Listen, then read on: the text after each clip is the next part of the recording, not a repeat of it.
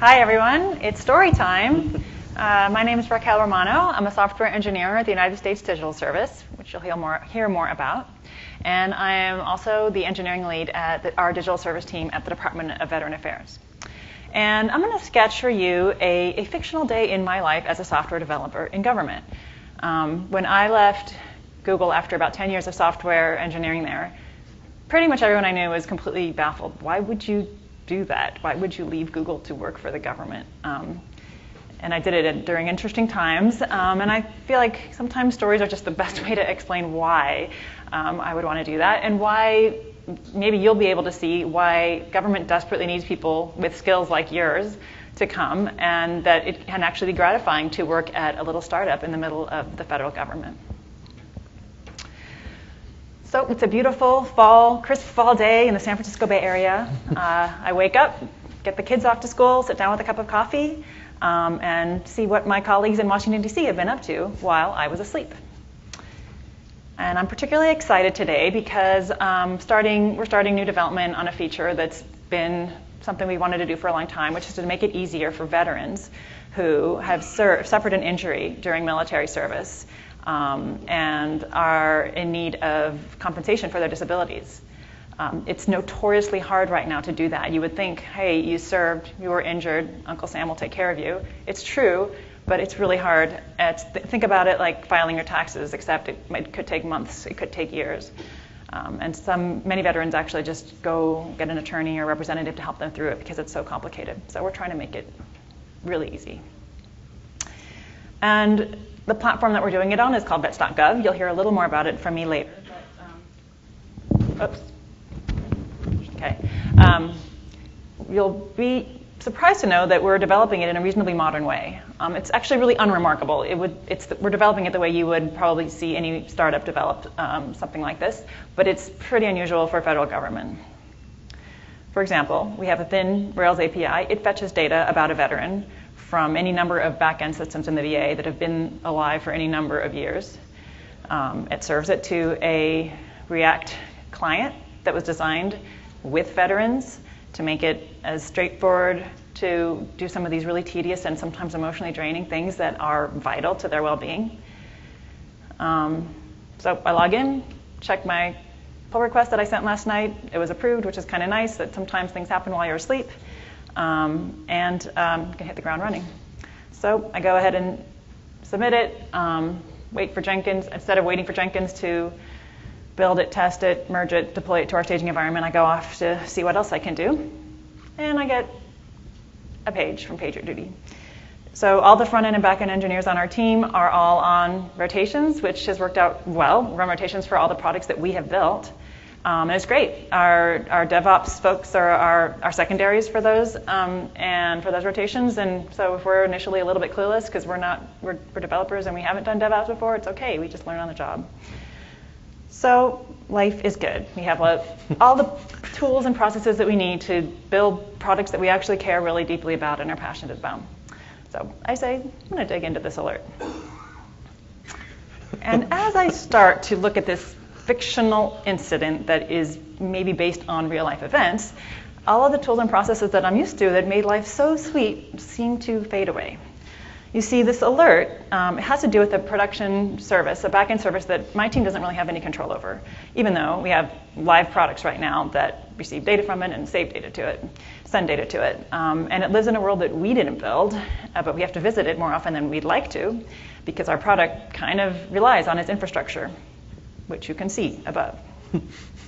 And here's some more facts about this world. Unfortunately, we don't have any shared ticketing system with the team that maintains this service. Let's call them Team A.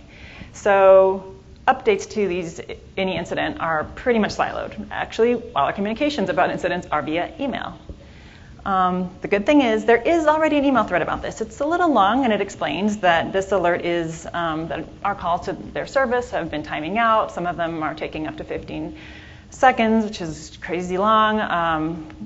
Every time we ping the thread, they say, are you sure it's still a problem? And we attach another screenshot of our Prometheus logs and say, yeah, look, it's really a problem.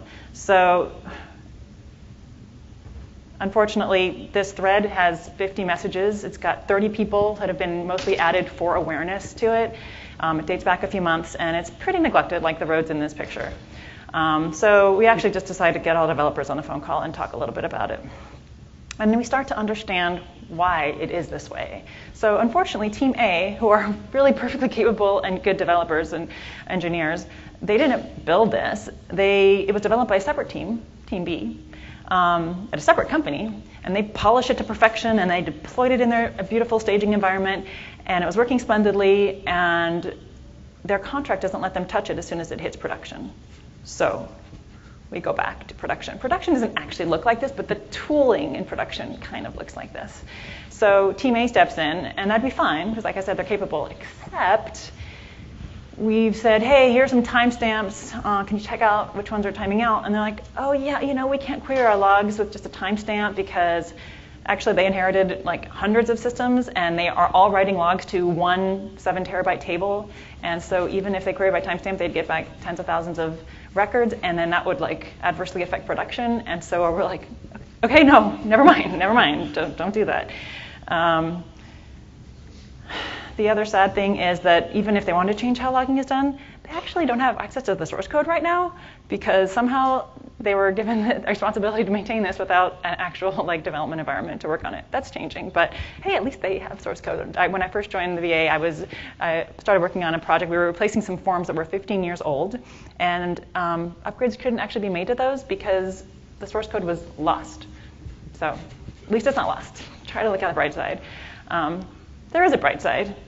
The bright side is that they were able to look at the fan out of these services and find out which of their there was like plenty of other back-end legacy services, and find which one was contributing to this latency. And we got them, Team C, from a different company on the phone, and they're really excited. They're like, well, yeah, let's figure this out together. We don't want to be in these horrible threads either. Like, and let's try to get to the bottom of this. And they identified some ways that like their services were being inefficiently called, and ultimately, yeah, I'm not going to end this painful thread today. I'm not going to fully resolve this, but there is this willingness across government by developers and people who want to deliver better services to veterans and to people who use government services. Matt's going to tell you more. Cool. You want this? Sure. And we will be tag teaming throughout this. So my name is Matt Cutts. I'm the acting administrator of the U.S. Digital Service. So you might know the USDS as the group of geeks that helped rescue healthcare.gov. You might remember when Mikey Dickerson gave a talk at LISA a couple years ago. But we're actually working on a lot of different projects with a lot of different agency partners. Okay, so I will start out with one specific horror story, which is I joined Google back in 2000. I was actually at Google for 16 years, going on 17, whenever I came to the US Digital Service. And whenever I joined, I was a very fresh, wet, behind the ears, green software engineer. And I actually spent about a year in the advertising group when it was 5 engineers. And so I was doing a code review for an engineer named Ed. And I noticed that Ed had 2 functions. And even though he wrote both functions, he was checking the data that he was passing from the sending function to the receiving function. And as a completely green engineer, I was like, well, but you wrote both functions. You know the data that's going to be transmitted. Why do you need to check it on that second receiving function? And Ed, who is Yoda in this story, was basically like, no, let me tell you a little thing about something called feature creep, or how functions can morph over time. And so the fact of the matter is that none of my functions trust any of my other functions. So this was just an example of something called Postel's law. Whenever you're writing a computer system, you want to be very conservative in what you output, but you want to be able to be very liberal in what you accept and sanity check it and make sure that you aren't getting data that's weird or out of bounds. Now, this is a relatively well-known law, but it's always nice to have a reminder about the importance of it. So this story is about a government system that did not respect Postel's law. Service treatment records allow medical information to flow from the Department of Defense to the Department of Veterans Affairs. So in theory, all of this information should transfer really smoothly when you finish your military service. You will be surprised to learn that that is not always the case. And this has a real cost. This is Emerson. He's a combat veteran. We met him in Oklahoma City. He gets driven 2 hours to go to a VA facility. So if you're a vet who might have to drive more than that, you really want to show up and be able to make sure that your records are actually there when you're trying to get health care. Otherwise, you might miss out on a life-saving treatment. Okay, so data is supposed to flow. I don't know if I can walk and talk. Let's see. Don't get any feedback. All right, great. Data is supposed to flow smoothly from the DoD to the VA, Veterans Affairs. The problem is, whenever a doctor was going to export medical records, they had a choice, a drop-down, and they could export in PDF, TIFF, or JPEG. What do you think the right answer was?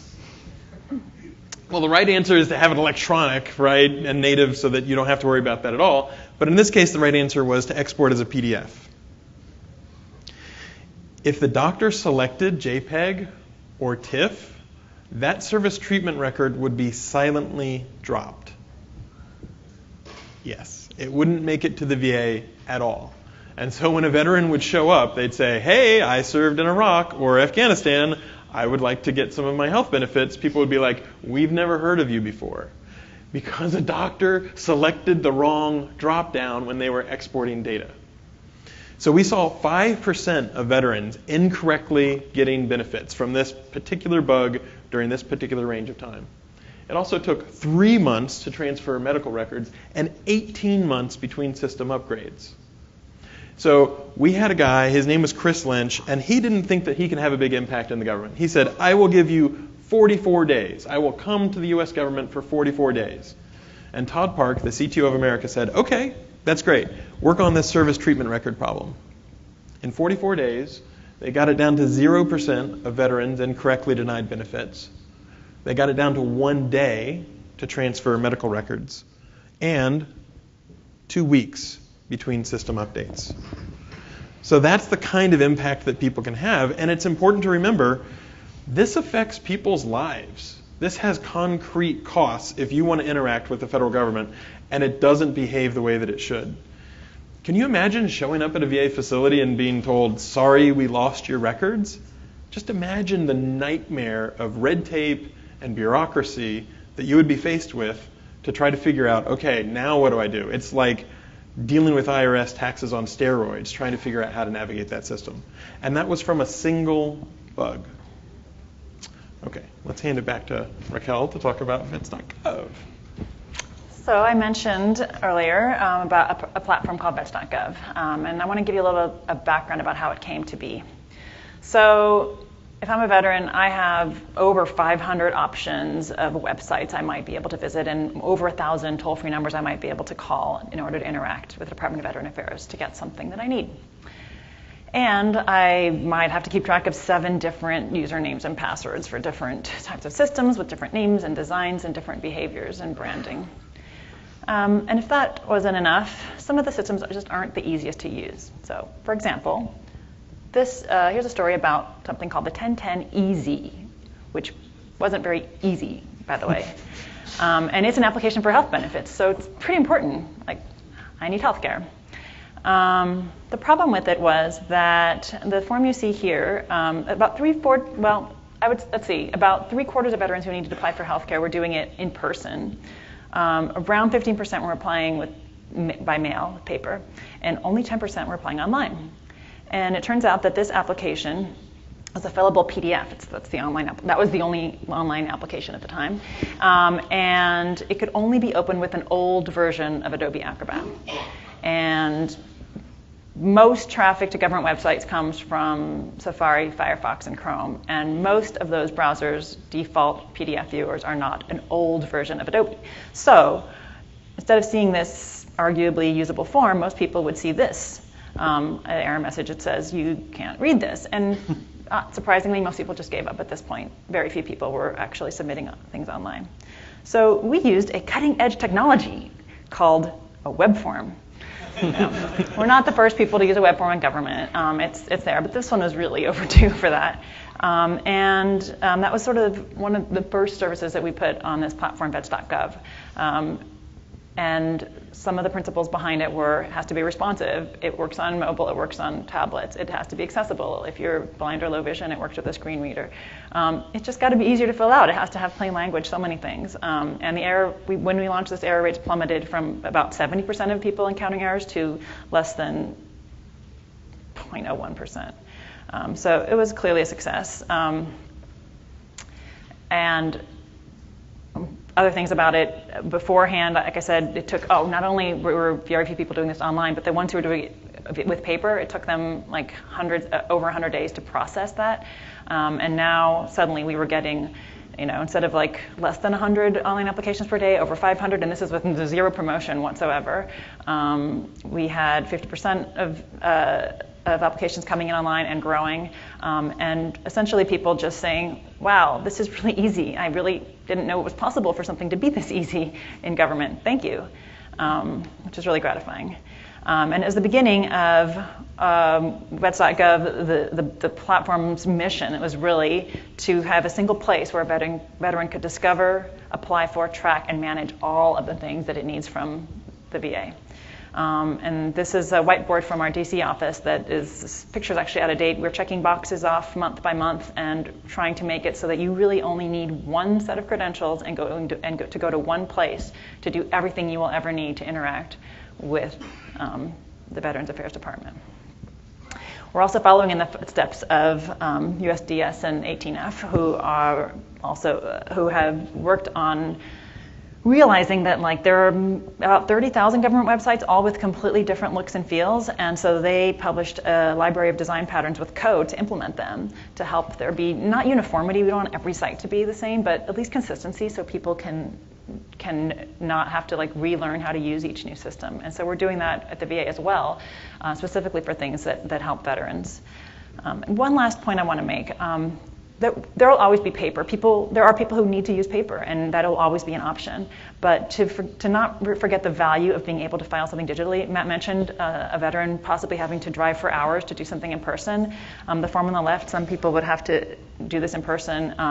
If you're in a rural area, you'd have to drive 4 to 5 hours to get to a VA facility. And on vets.gov, we replace this whole form with a checkbox, and it happens instantly.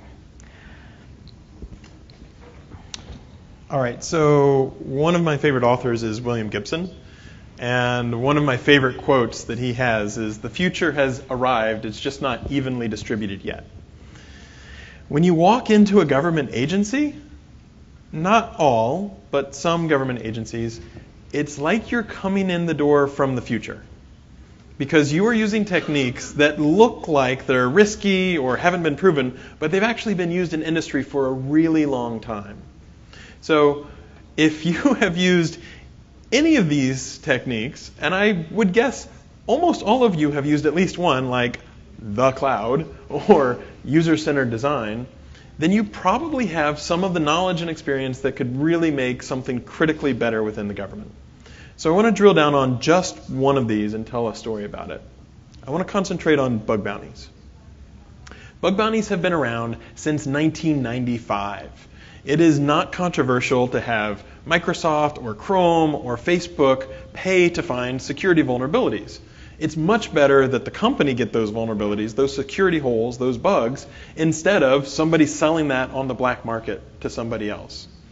So it's not a surprise. It's time tested. It's industry proven. It's not the sort of thing that's really all that risky. But it looked really risky to the government. The government had never done a federal bug bounty before. So we said, okay, why don't we be the first?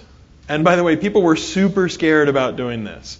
Someone specifically said, whatever you do, don't call it Hack the Pentagon. So of course, we had to call it Hack the Pentagon. To the people in the government, it looked like something that was going to cause all kinds of problems. It might show up on the front page of the Washington Post or the New York Times. We knew that it was a really good experiment to run. And here are the results of that experiment. Over 3 years, the previous way of doing things had uncovered 30 bugs. In 24 days, they found 138 bugs. And it brought in an entirely different set of folks, the sort of folks like people in this room who might want to help the government find a security hole so that it can get locked down and be more secure, but who might not normally think about doing government service. So for example, this is a 17-year-old. His name is David Dworkin. He reported the first vulnerability in this Hack the Pentagon challenge. He did it in 13 minutes. This is the former Secretary of Defense, Ash Carter. And this is a guy who is clearly wearing a shirt that says, "All your base are belong to us."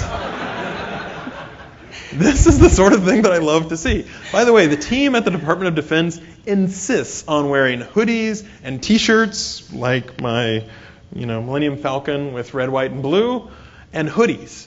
So I have a picture of Ash Carter, the former Secretary of Defense, pinning a medal on the head of our agency, Chris Lynch, while he's wearing a hoodie. This is the sort of thing that really warms my heart. And if you look at the results in terms of money, the federal government in the previous 3 years was paying about roughly a used car for every security vulnerability that they found. Whenever we ran Hack the Pentagon, they were paying $1,086 on average for each vulnerability. And it looked scary the first time that we ran it, and we got really good results. So we said, let's turn this crank a few more times, get people comfortable with doing this. So we ran Hack the Army. In Hack the Army, they found a vulnerability in the recruiting system that was so severe that they thought briefly about shutting the whole system down and going back to pen and paper. I'm not kidding, by the way. But the fact that it was a white hat security researcher who reported this because it was part of this program meant that they were able to find and shut down the bug, which was a router hadn't been patched, and so people were able to bounce off of that and get to the internal net and then find a whole lot of really interesting information. They were able to shut that vulnerability, which could have been an extremely severe problem. And then we ran Hack the Air Force. So by the time we've done several of these, people are like, wow, there's actually a lot of interest. People want to run bug bounty programs throughout the entire federal government, which is fantastic because it's a great deal. By the way, I just had to throw this in. This is another 17-year-old. I think his name is Jack Cable. I think he made $40,000 from the Hack the Air Force bug bounty. It's still a huge deal for the government because they find security holes that, they would pay a lot more money for otherwise. Okay, I'll hand it back to Raquel. Thank you. True about the dress code. When I first went to the VA, there is a door where you walk into our kind of open office area, and there's a piece of paper that has a dress code, and it's like a lot of text. But in particular, there's a line that says, "No jean pants." And I looked around and almost everyone's wearing jeans. And I guess our response to that was to make buttons that are denim on the background and say "No jean pants" and wear them around. But we wear jeans. A couple other things that we're doing across multiple agencies that to try to just improve how software is built and deployed. So one thing we're doing at the VA, we don't have the money for leather jackets that Google SREs get. Those are really awesome, but we are building a shared SRE team, and their job, or their mission, it's just getting started, is not just to help us run a tight ship on vets.gov, but to kind of advance the state of the art across the VA and help teams not live in those worlds that I showed you earlier, because honestly, the developers who work in those conditions deserve better, just like the characters in a dystopian novel deserve water and food. So it's really exciting to see that the people on our DevOps team or SRE team or whatever they're calling themselves, they come from big companies like Google SREs, they come from small startups, and they're just sharing knowledge and making things easier.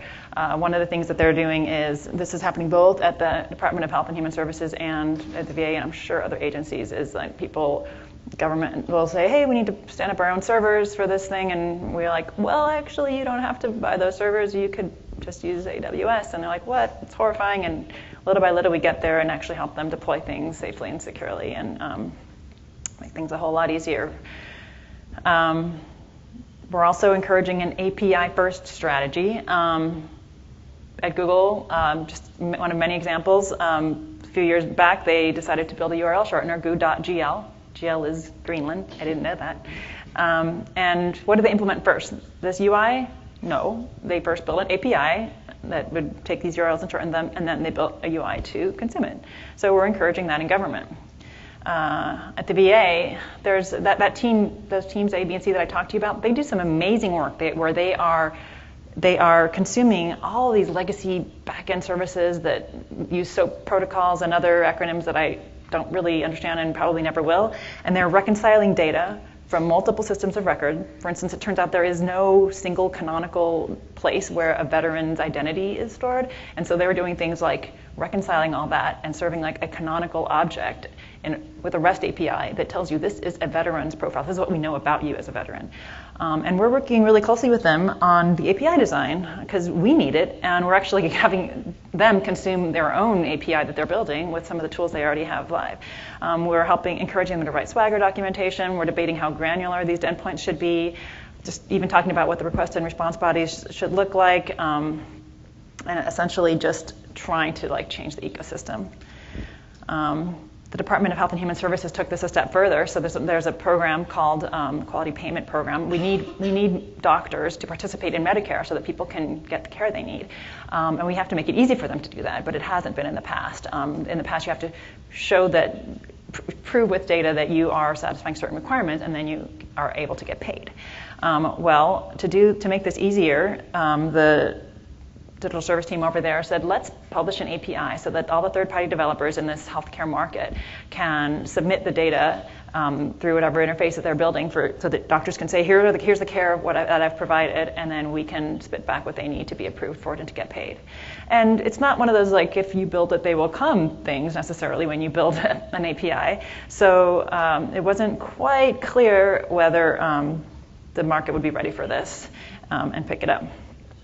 But they were ready. It turned out that even before the official launch, over 50% of the people in this market already asked for API keys. So it's encouraging this API-first strategy, which could unlock a lot of private sector innovation and have an effect even beyond government. Oh, yeah. All right. So time for the lightning round, because we've only got about 5 minutes left. Okay. I will give you a low light and a highlight. I won't tell you what agency this is from, but I don't know how you do your code check-ins. When I do my code check-ins, it goes through a security review or a code review process, and then you just check it in, and integration and testing and all that sort of good stuff happens. That's a modern technology company, right? I won't tell you the agency, but we ran across a government group where if you wanted to change 5 lines of code, you had to cryptographically sign an Adobe PDF. Oh, I'm just getting started. And then send that to up to 10 other people who also had to cryptographically sign a PDF. Along the way, you had to assert all of these different things, like code is maintainable. Yes. There was no testing harness or anything along those lines. You just had to run the test yourself by hand. And one of my favorites, oh God, it's so bad. It's so bad. You can just read through these. Have you ensured there are no cross-site scripting vulnerabilities? And you're just like, the QA department was like, we are throwing you developers under the bus right now. We're going to make you assert all of these things. And by the way, they also said there are no XSS vulnerabilities. And then earlier they had said, do you have no cross-site scripting vulnerabilities? So they were literally asking the same question twice. When we pointed that out, they're like, oh, you just made our release process more efficient. Thank you. I also like the second one. Has the designer ensured the application use functions known to be vulnerable to buffer overflows? That's like a trick question. It seems like you should not use those functions if they're known to buffer overflows. And this was all in the PDF that you had to fill out. And they made it better by making an Excel spreadsheet out of it. Okay, so that's a low light. This is a highlight. The work is not always easy. So we spent over a year working on trying to help immigration and naturalization so that people can become citizens much more easily. So there's a particular form called an N400 form, and we digitized that. And so we wanted to make a cake to celebrate that this new form was digitized, and the grocery store refused to do it. They're like, why do you want to put a government form on a cake? That sounds really suspicious. We don't trust you at all. Which led somebody on the team to say, you need to fill this out in triplicate. So the grocery store literally insisted, they were like, you need to have a letter on official Department of Homeland Security letterhead that says you're allowed to put this government form on a cake. Well, we have a team at Homeland Security, so we wrote that letter and we're like, we are hereby allowed to put the N400 form on a cake for celebratory purposes. So as you can see, we got that to happen. So now here's the part where I get to what has been our secret or ulterior motive all along. Our previous administrator, Mikey Dickerson, used to say, on my planet, I'm normal. We all feel pretty normal in this room, but we actually have superpowers. We have superpowers that could make a really big difference for regular people in government. So one very quick example. This was a map that was used by the Small Business Administration. There's a thing called historically underutilized businesses, or hub zones. If you locate your business in a particular spot, you can get a little bit of a break, like 3 or 4% on federal contracts. The problem is the map looks like MapQuest exploded and vomited all over 1995's browser, right? If you tried to use this, I guarantee you could not click and zoom in on your hometown. So we literally just did an overlay. In this case, it was a Google map, but like you can click and drag and zoom just like you would expect to be able to participate in this program. So whenever I worked at Google, Larry Page used to say, the easiest thing to do is the same thing you did yesterday. But it's also one of the riskiest things to do. It's easy to get in a rut, and I know that speaking, having worked at Google for 16 years. So if you look back on what you got done in the last week or even the last month, and it doesn't feel like it was especially meaningful, maybe consider doing something different. We do short tours of duty, 3 months, 6 months. We prefer for a year in DC. And I got to tell you, I am swimming in hairy, bipartisan, hugely impactful problems that affect millions of people. And what I'm not swimming in right now is SREs and software engineers. So load this URL up in your browser. We have a report we do to Congress. And by the way, Raquel and I will probably be down at the booth. We have a booth down in the expo until 2 o'clock when they close. So if it's at all interesting, maybe consider doing something a little different for a while, because the skills that you have right now could help a ton of people to make the U.S. government better. Thank you. Thank you. Thank you.